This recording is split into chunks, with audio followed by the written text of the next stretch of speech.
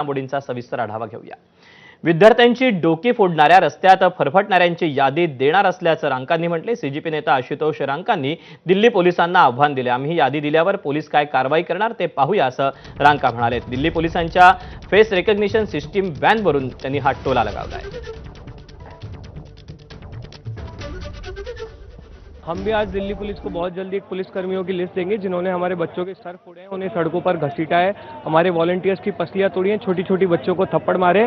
और वो लिस्ट हम लोग एफआरएस के थ्रू नहीं, हम पब्लिक के थ्रू आइडेंटिफाई करेंगे और उसको पब्लिक करेंगे। फिर देखते हैं दिल्ली पुलिस का उस पर क्या रिस्पॉन्स है। सीजेपी आणि सरकारमध्ये आज पुन्हा एकदा चर्चा होणार आहे। धर्मेंद्र प्रधानांच्या राजीनाम्याशिवाय मागे न हटण्याचा निर्धार सीजेपीनं केला। केंद्रीय मंत्री जेपी नड्डा आणि जितेंद्र सिंग यांनी सीजेपीचे मुख्य प्रवक्ते सौरव दास आणि राष्ट्रीय प्रवक्ते आशुतोष रांका यांची काल भेट घेऊन चर्चा केली। नवी दिल्लीतील विठ्ठलभाई पटेल हाऊसमध्ये ही बैठक पार पडली। या बैठकीत विद्यार्थ्यांवरील गुन्हे मागे घेण्याबाबत आणि मृत विद्यार्थ्यांच्या कुटुंबियांना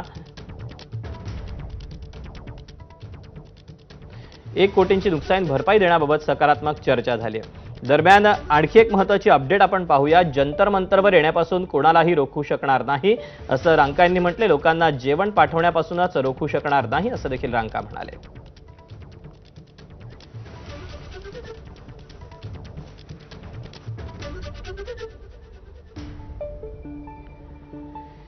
आशुतोष रांका काय म्हणतात आपण पाहूया। तुम्हाला जे करायचं ते करा, लोकांना जंतर मंतरवर येण्यापासून रोखू शकणार नाही, लोकांना जेवण पाठवण्यापासूनही रोखू शकणार नाही, लोकांना मदत करण्यापासूनही तुम्ही रोखू शकणार नाही। प्रधान यांचा राजीनामा रोखू शकणार नाही, ते जाणारच नाहीत।